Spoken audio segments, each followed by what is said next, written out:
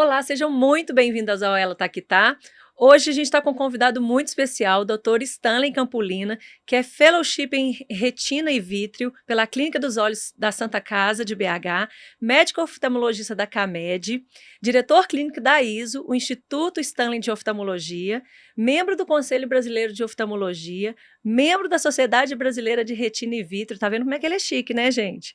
Então, para que a gente não acredite em tudo que vê pela internet aí, nem que tem que comer formiga porque é bom para as vistas, a gente trouxe aqui um especialista. Muito bem-vindo, Stanley. Obrigado por ter aceito o nosso convite. Muito obrigado, Paula, pelo convite. Gostaria que você me chamasse de Stanley. Vamos deixar o doutor, as formalidades à parte. Oba, E eu melhor. gostaria de poder te ajudar o máximo possível nesse tema tão importante que é a saúde ocular. Maravilha. Então, eu quero começar, Stanley, com um ensinamento de ouro, né? Já que a gente prevenir é melhor que remediar, conta um pouquinho para a gente como a gente pode cuidar da saúde dos olhos de forma preventiva, se a gente consegue retardar ou anular até o aparecimento de algumas doenças dos olhos. Importante a gente ressaltar o seguinte: eu acho que a saúde ocular ela começa mesmo antes do neném nascer. Então, se durante o pré-natal, né, a gestante fizer um bom exame, tiver todos os cuidados, tanto com a sua saúde, com certeza a saúde ocular do recém-nascido vai começar a ser melhor do que o normal. Então, é muito importante evitar algumas infecções. Caso presente alguma infecção, o médico obstetra tem que participar nesse momento e, no futuro, comunicar ao oftalmologista. Nós temos várias doenças que são doenças que podem aparecer durante a gestação, que podem apresentar sinais e sintomas graves no recém-nascido. E é importante enfatizar que em todas as faixas etárias, a saúde ocular tem que estar presente, mesmo não tendo queixas. Eu gosto sempre de falar com os meus clientes que o corpo fala, mas muitas vezes ele não te dá sinais ou sintomas muito claros. Então, somente o profissional especializado é para identificar esses sinais e sintomas iniciais, para preservar a nossa saúde ocular. Não, maravilha. Já vou levar para o chão de orelha aqui, porque eu sei que, né, a criança tem que ir com uma certa frequência também. A gente acha que é uma vez. Explica para a gente como é que é essa periodicidade de exame, já que você falou da importância desse acompanhamento. Então, eu sempre falo o seguinte: o primeiro exame que o recém-nascido faz, normalmente é dentro do hospital, que a gente chama de teste do olhinho, que já é um padrão no SUS, em todas as unidades de saúde, tanto públicas como particulares. E nesse teste é possível o profissional, que normalmente é um pediatra com uma especialização, ele consegue identificar se o reflexo, né, o reflexo normal está presente, né? Ou seja, um chama de reflexo vermelho está presente. Na ausência desse reflexo, mostra para o profissional que vai ser convocado, o oftalmologista, que vai fazer o exame correto, para poder identificar por que deu aquele exame alterado. Isso nos primeiros dias de vida já é feito esse exame. E depois o primeiro exame é muito importante ser feito até os 2 anos de idade, caso a mãe ou o pai não perceba nada, mas de rotina como prevenção, para se poder identificar uma alteração muito precoce, que são os microdesvios oculares, que levam a uma doença muito grave que chama ambliopia, que é o famoso olho preguiçoso, que se não tratado corretamente, pode levar a uma perda de visão irreversível também. Muitas vezes é até a escola que detecta essas dificuldades com a criança, né? Às vezes o pai não percebe, mas na escola, a escola percebe ou que está desatento, ou que não consegue enxergar, né? Algumas questões de reflexo. Muitas vezes a escola até que acaba alertando os pais, né? É interessante, eu sou de uma geração, né? Eu já tenho mais de 50 anos, então eu lembro que o meu primeiro exame oftalmológico foi na escola. Ou seja, os professores eles tinham um preparo, né? Um preparo básico, para poder fazer um exame simples de acuidade visual. E acredito que hoje isso não é feito mais. Então fica a cargo dos pais, né? E aqui, como é um programa voltado para as mulheres, eu sempre falo que as mulheres, elas são as cuidadoras, né? Pode ser o pai, pode ser o provedor ou não, mas a mulher é cuidadora. Então eu falo que sempre quando tem uma mãe cuidadora, essa mãe leva os filhos, leva os pais, né? Leva o marido, o acompanhante, o esposo, para poder fazer o exame oftalmológico. Isso eu vejo na prática clínica, quando tem sempre uma mulher do lado, levando para fazer o exame é sempre mais bem feito. Ah, que interessante. E eu estou ouvindo falar muito, não sei se procede, o que você acha disso, que agora tem se falado muito em ginástica para os olhos, né? É eficaz, não é? O que você acha sobre isso? Interessante, por coincidência, eu estava em casa e vi um tenista famoso, eu não sou tenista, não conheço tenista, fazendo uma atividade de movimentação do globo ocular para vários lados. Eu acho que o fortalecimento para algumas atividades tem algum efeito, mas ele não tem efeito na acuidade visual, ou seja, no quanto que você vai enxergar.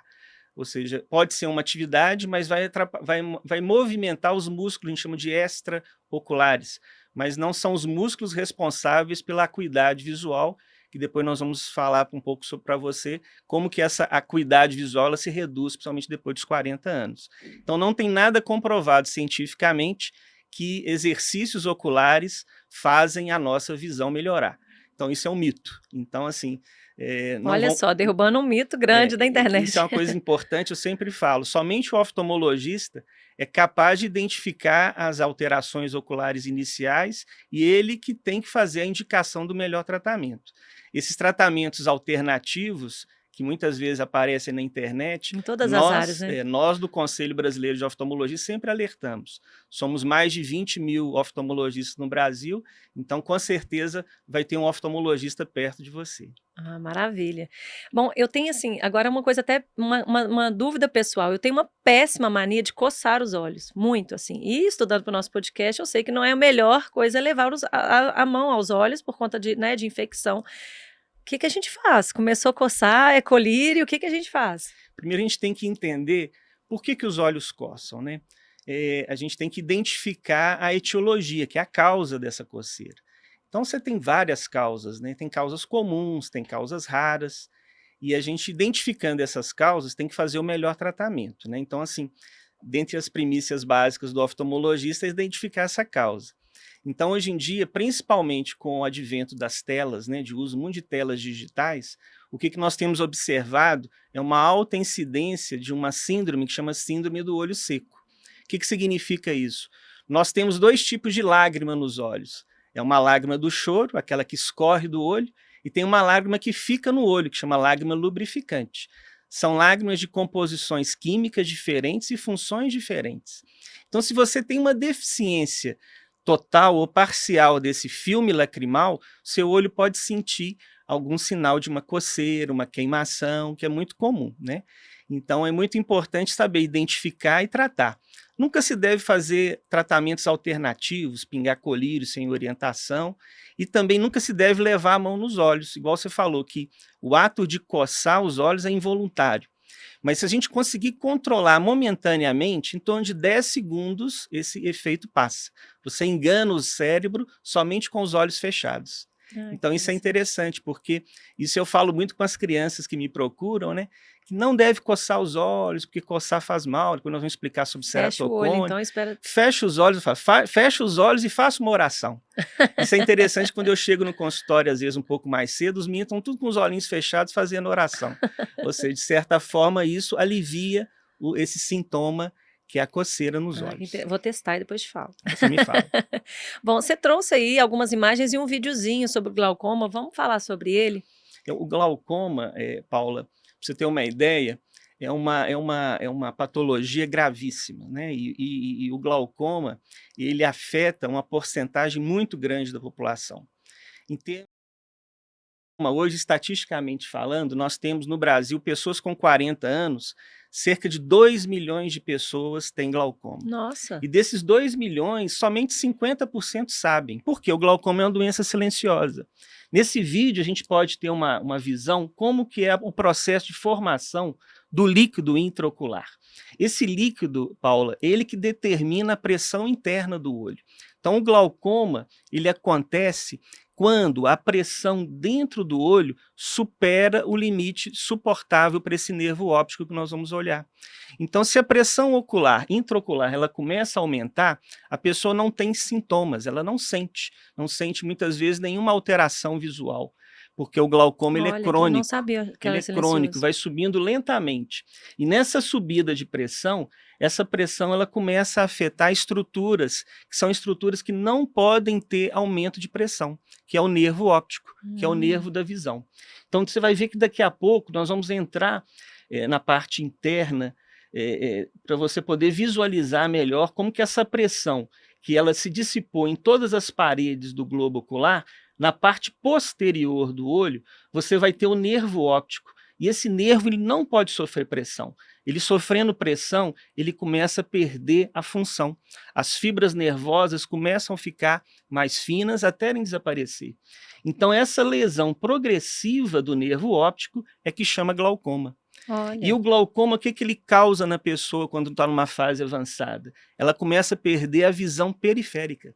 Olha que loucura. Ou seja, é muito comum, às vezes, clientes falarem que estão começando a esbarrar o retrovisor do carro na parede da garagem, né? Ou seja, começam a ter dificuldade de andar sozinhos. Quando chegam nessa fase, o glaucoma está numa fase muito avançada.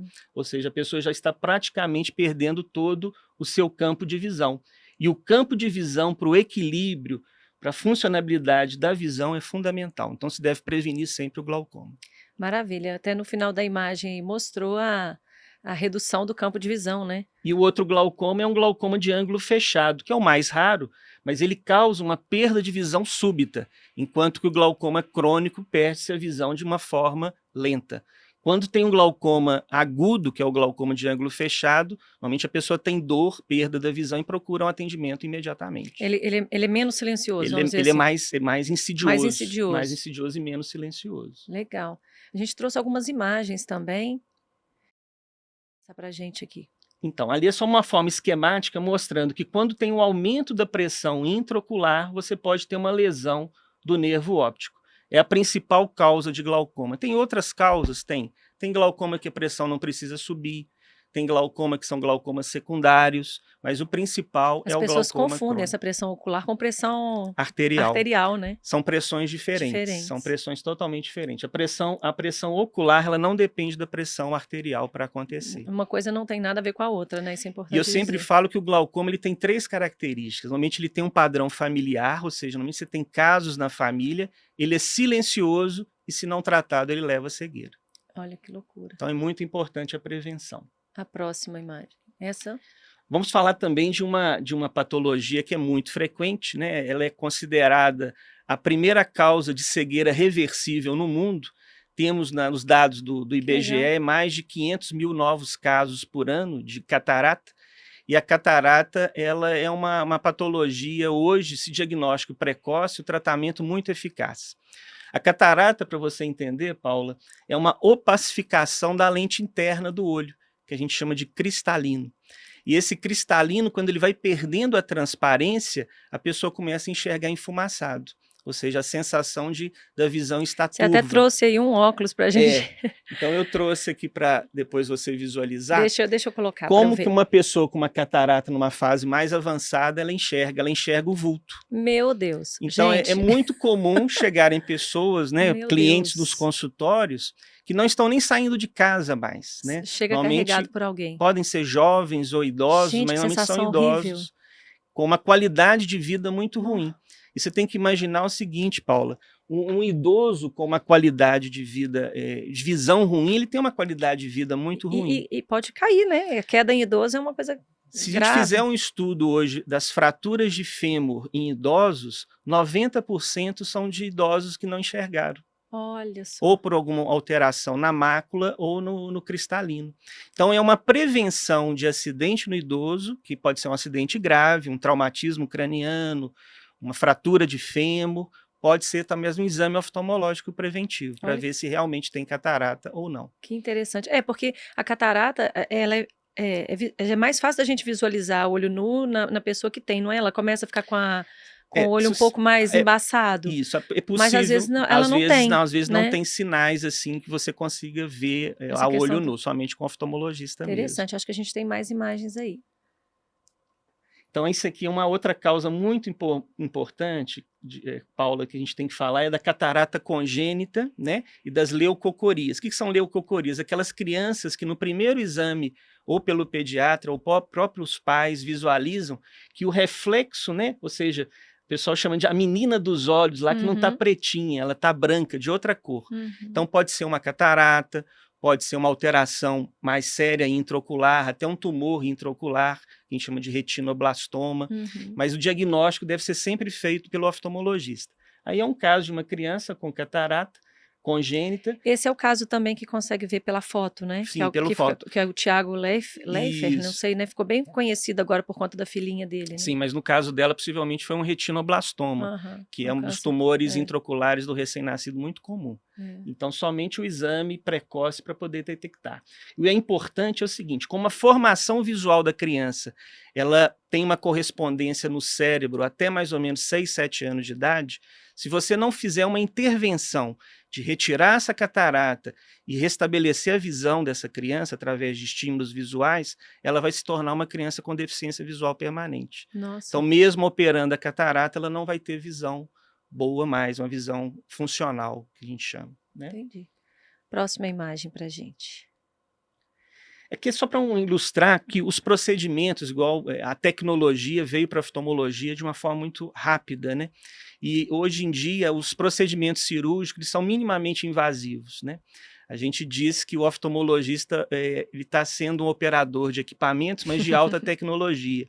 Então eu falo que a cirurgia de catarata hoje é uma cirurgia com uma complexidade muito grande, mas uma segurança também muito grande, porque não se faz uma abertura mais de todas as camadas do globo ocular para se fazer a retirada do cristalino opaco. Aí é um procedimento de facoemulsificação, ou seja, se aspira a lente intraocular, faz uma incisão mínima de 2,4, 2,2 milímetros na córnea. Nossa, não se faz ponto normalmente, não tem sutura, e se introduz a lente intraocular. Depois no próximo vídeo, talvez a gente tenha a imagem, introduz a lente de uma forma sem fazer nenhuma agressão no olho. Então a lente intraocular ela vai restabelecer a visão possível que o paciente pode ter. Legal, próxima imagem. Aí é já restabelecendo a visão, ou seja, se introduz uma lente transparente intraocular. E é possível hoje, com tecnologias avançadas, né, eu diria que quase inteligência artificial, saber qual que é o grau que se vai ter com esse paciente, tanto para perto, na posição intermediária, que seria o computador, né, e longe. Então as lentes hoje elas são graduadas para ter redução à necessidade de óculos frequente para esses pacientes. Próximo, aí. Aí é o momento da introdução da lente. Olha como é que a lente ela entra dobrada, né? Como se fosse um guarda-chuva. E automaticamente ela vai para o local exato dela, sem precisar ter muita manipulação. É um procedimento de alta complexidade, mas de segurança muito boa. Legal. Mostrando como que chega alguns clientes para a gente, não vendo o mundo. Então eu gosto de ver o seguinte, tem um artista muito famoso que é Claude Monet. Claude Monet é um pintor francês que introduziu o impressionismo. E ele, sabendo que estava com catarata, ele começou a fazer telas mais borradas, ou seja, o impressionismo é aquelas cores borradas, isso possivelmente porque ele já estava numa fase avançada da catarata. Né? Então a catarata realmente deprime muito a qualidade de vida das pessoas, né? A próxima. Outra catarata, uma catarata hipermadura, ou seja, o paciente não tem visão praticamente nem de vulto mais, né? Não necessariamente idoso, né? Não, pode ser um paciente que teve um trauma, o uso de alguns medicamentos como corticoides, né? Os corticoides podem causar catarata. Depois se restabelece essa visão, a função visual ela pode se voltar ao normal. É muito importante o tratamento precoce. Mais um, aí esse. Agora é uma patologia ocular, né, que é muito comum e você falou aí no início sobre o coçar dos olhos.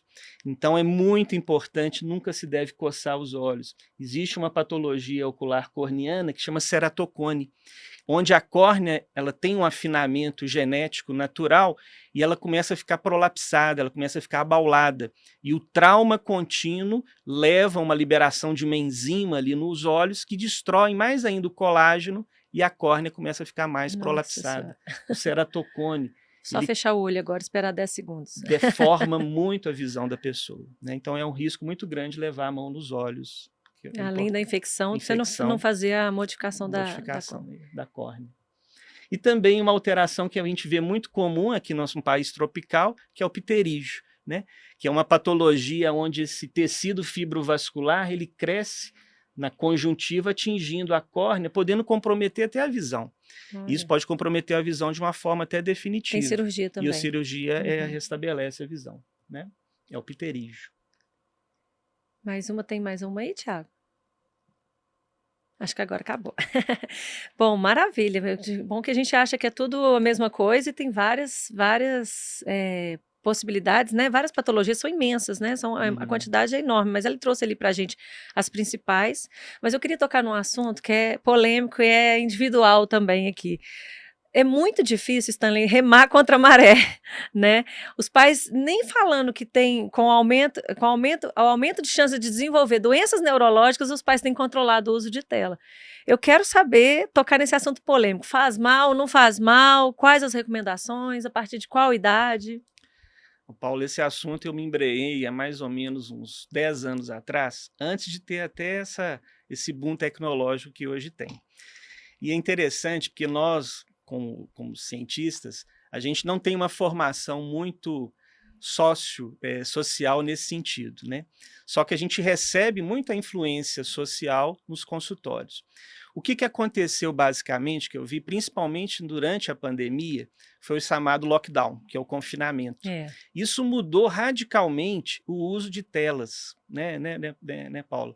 Você tem filhos, eu tenho filhos, as aulas eram todas online, as nossas reuniões eram virtuais, os congressos eram à distância. Então, de certa forma, nós aumentamos o uso de telas no nosso trabalho, no nosso estudo, no nosso dia a dia. Isso aconteceu mais ou menos em 2020, quando começou o lockdown, e é interessante que nessa época já existia uma estatística dos problemas visuais que já tinham começado a aparecer com o uso de eletrônicos. Mas com o lockdown, com o confinamento, houve uma explosão de problemas visuais. Pra você ter uma ideia, a estatística mostra o seguinte, que em 2020, 35% dos americanos, crianças e adultos jovens, tinham miopia. Nossa, 35%. Hoje, para você ter uma ideia, a estatística de projeção passou de para 50. 2050 mostra que 50% da população mundial será míope. Para você ter uma ideia, no sudoeste da Ásia, países como Singapura, que tem um alto poder econômico e já fizeram uma transição de tecnologia analógica para digital até nos estudos há mais de 20 anos atrás, 80% dos Nossa, crianças e adultos jovens já são míopes. Então, muitas vezes, você vai ouvir o termo aí mundial, epidemia da miopia. Apesar de que epidemia, como se fosse é, uma doença infecciosa, e é, não é. é. A miopia é uma doença multifatorial. E um dos fatores que a gente tem observado muito é o uso excessivo de telas digitais no ambiente dentro de casa, principalmente, ou no Ambiente trabalho, muito fechado. próximo, né? Então, realmente é um desafio. Você tem filhos também, crianças igual eu tenho, a gente tem que limitar. E eu acho que esse é um ponto que a gente tem que tocar nesse assunto. Como limitar para evitar que a miopia seja progressiva, né? O excesso de uso da visão de perto em telas digitais modifica funcionalmente a estrutura interna do olho. E isso faz um afinamento escleral, muitas vezes, junto com outros fatores genéticos, fazendo que a miopia seja progressiva e de forma rápida. Esse Que é um problema loucura. sério. Então, não pode, né? Não pode. Vamos reforçar que a gente tem que fazer um controle de, pelo menos de Sim. tempo, né? A partir de que idade, tempo de tela, como é que funciona isso? Junto com a Sociedade Brasileira de Pediatria, o Conselho Brasileiro de Oftalmologia começou a criar umas normas técnicas aí para os pediatras também orientarem, que muitas vezes o pediatra é o primeiro Uhum, profissional que atende essas crianças pela questão dos pais uhum. levá-los. A gente sempre fala o seguinte, nos primeiros 2 a 3 anos de vida, o Zero. ideal é a criança não ter nenhum contato com telas digitais, nem celular, nem tablet e nem computador. Porque o que acontece? Talvez os neurologistas estão estudando, mas pode ser que a luz que esses aparelhos emitam crie uma pseudodependência física e biológica nessas crianças. E elas começam a ter uma dependência cada vez maior. Então, o não contato no primeiro momento nessa idade vai evitar depois uma dependência futura. Uhum. Então, eu sempre falo, os primeiros 3 anos de vida, evite totalmente. Dos 3 aos 5 anos de idade, é possível que se permita muito pouco, 10 minutos, só para um pequeno movimento, só para poder ver o digital. mas nada de ficar o tempo todo. E a partir dos 7, 8 anos de idade, até mais ou menos os 12, 1 hora por dia. É possível. E após isso pode se liberar até 2, 3 horas. Mas a nossa estatística aqui no Brasil ela é impressionante. Alarmante. É o que a gente vê de pessoas dando comida com o celular na frente, bebê que nem fala, atrapalha a fala, né? Isso, Retarda a desenvolvimento, fala. E o pessoal, assim, abusando muito.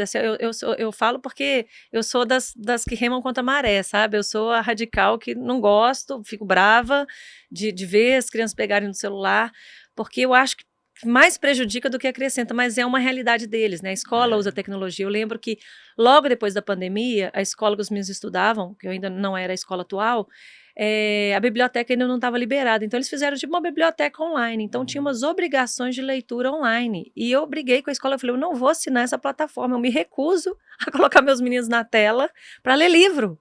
Se a pandemia já passou, libera a biblioteca. Eu falei, não, mas você tem que liberar. Eu falei, não, eu vou escutar o vídeo, vou contar a história para eles, mas eu não vou colocar. Eu comprei uma guerra na escola. Eu falei, gente, eu não vou. Porque não é que eu quero afastar meus filhos da tecnologia, muito pelo contrário, mas é porque eu acho que não tem necessidade, eles precisam desenvolver outras coisas, o imaginário, né? Não ter essa dependência, que já está difícil para a gente, que era a outra pergunta que eu quero te fazer, né? E o uso de tela para adultos, como é que é essa questão de prejudicar, moderar? Você falou do ciclo circadiano, você vai falar para a gente. Conta para a gente um pouquinho dessa relação de saúde com o uso de telas em adultos. Eu acho que tem que ter um bom senso, viu, Paula? A gente não pode ficar mais sem o eletrônico. Realmente o eletrônico hoje faz parte da nossa vida em todos os momentos. Mas a gente tem que começar a pensar o que vai acontecer conosco no futuro. Eu sempre falo com os meus clientes que os nossos olhos eles não foram configurados pelo Criador para trabalhar com luz artificial. Isso, cientificamente, a gente consegue provar. Existe uma lente dentro dos olhos que é o cristalino. Esse cristalino que fica opaco e torna-se catarata. Para você ter uma ideia, existem pigmentos internos nesse cristalino, que chamam os cromóforos amarelos, que eles só vão existir plenamente após os 25, 30 anos de idade. E esses cromóforos amarelos é que bloqueiam a luz azul que vem das telas. Então, para você ter uma ideia, até 20, 25 anos de idade, toda a luz azul dos eletrônicos e telas artificiais tem uma penetração completa no nosso globo ocular. Nossa. Então, nós estamos correndo o risco, não agora, há muito tempo. E, assim, a estatística mostra que no Brasil, que mais ou menos é o 2º ou 3º país no mundo, em tempo de uso de telas, nós estamos batendo mais ou menos 9 horas por dia de telas, e isso é uma incidência muito grande de problemas que nós vamos ter. Tanto problemas oculares como extraoculares, né? Problemas oculares, a gente já viu que o olho seco hoje é uma forma de piorar muito a nossa qualidade visual, porque a gente reduz o nosso piscar. Para você ter uma ideia, Paula, quando você fica na frente do computador fazendo algum trabalho, ou vendo um vídeo, um filme, você pisca de 30% a 40% menos do que se não tivesse. Você está mais concentrado, né? Se você pisca menos, o seu olho fica mais exposto ao ar atmosférico que vai evaporar o filme lacrimal. Então você vai ter mais sinais e sintomas de olho seco. Né? Outra coisa muito importante que eu acho que depois você vai querer tocar é como que o uso dos eletrônicos está interferindo na nossa vida diária. Isso. Nós vamos falar um pouco sobre o ciclo circadiano, que nós, oftalmologistas, temos que preservar. Vamos colocar, acho que tem uma imagem aí. O ciclo circadiano, Paula, ele é fantástico, ou seja, o Criador ele soube perfeitamente como que a gente tem que preparar para o dia a dia. Né? Então, durante a presença do sol, trabalho. Durante a falta do sol, descanso. Né? E o que acontece hoje em dia? Quando a gente vê jovens e adultos descansando, eles estão mexendo nos eletrônicos. Né? Então não existe mais o descanso ocular. Por que o descanso ocular é importante? Para se preparar para o sono.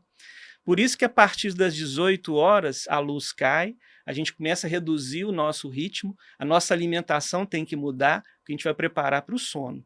E é interessantíssimo, os estudos mostram o seguinte, existe um hormônio que chama melatonina, que é muito famoso, né? Tá na moda, né? Tá na moda, inclusive. E a melatonina, para você ter uma ideia, ele é o antioxidante natural mais potente que existe. Que espetáculo. Então, para você ter uma ideia, a melatonina que é liberada, ela só é liberada se você não tiver um estímulo visual naquele momento. Então, o que acontece? Você tem uma glândula chama glândula hipófise ou pineal, que fica lá dentro do cérebro. Ela é onde que faz a armazenagem e a produção dessa melatonina. Em 2005, pesquisadores descobriram que existe uma conexão entre a nossa retina e essa glândula hipófise. Ou seja, são receptores de luz que não têm formação de imagem no cérebro, mas mandam diretamente para essa glândula hipófise estímulos. Então, na presença de luz, você não tem liberação de melatonina, ou tem muito pouco. Na falta de luz, você começa a liberar melatonina. E é até interessante, né, a gente explicar aqui que com essa moda das pessoas tomarem melatonina, isso inibe a produção natural. Sim. Né? Então as pessoas devem não usar isso. É preferível fazer o descanso ocular do que recorrer a fármacos o tempo todo, né? Então, eu acho que isso fica uma dica aí, que quando você toma melatonina, estou falando alguma bobagem, não, né? Quando você toma, faz o uso, né, oral da melatonina, você deixa de produzir a sua melatonina natural. E ela é muito mais potente e muito mais benéfica para a saúde do que a melatonina artificial.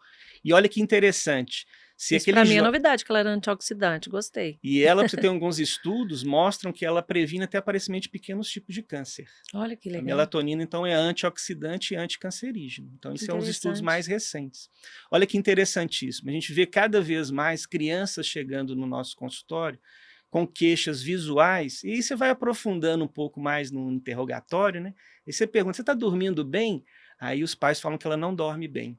Ou seja, o uso de eletrônicos antes de dormir causa uma insônia por causa da melatonina que não é liberada, e essa criança tem um sono picado. E além do mais, o que acontece? Existe uma relação muito grande entre dormir bem e acordar bem.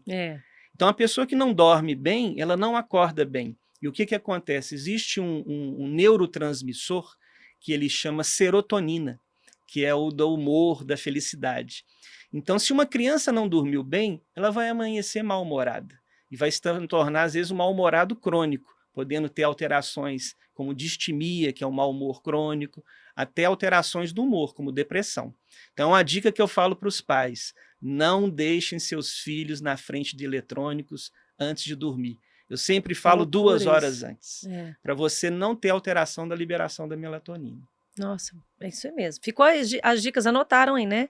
Vamos cuidar. Acho que é importante o que você falou, muito interessante, é que assim, é nosso papel de cuidar, nosso papel de orientar. A criança não tem discernimento de saber o tanto que vai prejudicar a saúde, né? Então, eu acho que fica um alerta e um puxão de orelha para os pais em relação a isso. Eu acho que é um assunto muito sério, né? E a gente ainda não viu ainda o reflexo disso, né, doutora? Eu acho que a gente Stanley, doutora, já ficou apta, A gente ainda não viu o reflexo disso, né, Stanley? A longo prazo ainda. Eu acho que como tem se usado tela agora, porque antigamente era só o computador, era só a televisão, na minha época era só a televisão.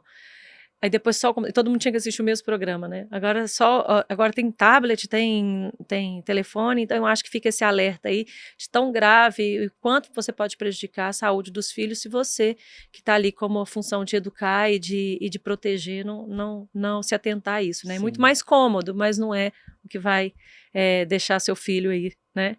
No melhor do que a gente quer, que é o filho saudável. Bom, uma dúvida, uma curiosidade, na verdade. Eu desenvolvi miopia na gravidez, né? Eu percebi quando estava grávida. Eu não sei se foi desenvolvido na gravidez. É comum isso? E por que isso acontece? Os erros refracionais, que a gente classifica como os distúrbios de visão que a gente pode corrigir normalmente com lentes corretivas, lentes de contato ou cirurgia, miopia, hipermetropia, astigmatismo, normalmente eles têm uma característica relacionada à idade, que a pessoa começa a ter alteração, características genéticas e também hoje características ambientais, né? Então, quando você fala que você descobriu a miopia durante a gestação, primeira coisa, a gente questiona se você já não tinha uma miopia previamente, que às vezes era pequena, era uma miopia que você conseguia ter uma visão de conforto ainda e ela foi aumentando progressivamente. O que a gente tem observado hoje é aparecimento de miopias um pouco mais tardias, que isso é um fenômeno novo para a oftalmologia, que se entendia que a miopia ela se estabilizava mais ou menos por volta dos 20 aos 22 anos de idade, onde que as pessoas eram candidatas a fazer cirurgia refrativa. Hoje, para você ter uma ideia, o índice de pessoas depois dos 20 anos com aparecimento de miopia está se tornando muito comum. Ou seja, acredito que os efeitos dos eletrônicos estão contribuído para o aparecimento dessa miopia tardia, que é uma coisa nova que a gente tem que ficar atento. Ou seja, pessoas cada vez mais míopes no mundo. Que é o Então, nosso não risco. necessariamente tem a ver a relação com a gravidez, mas a ver com o estilo de vida, com Sim, uma doença que talvez eu já, com uma miopia que talvez eu já tinha e previamente. não sabia. Porque a sua É, o uso de sua tela é gravidez foi inevitável. normal, você não Foi. apresentou nenhuma miopia, você não Não. usou corticoide, Não. que também poderia provocar alguma miopia, não teve nenhuma alteração da glicemia.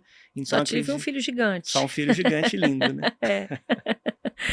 Bom, você tocou aí em alguns pontos sobre a tecnologia, né, o desenvolvimento aí da parte oftalmológica, das cirurgias, e era essa pergunta que eu queria te fazer.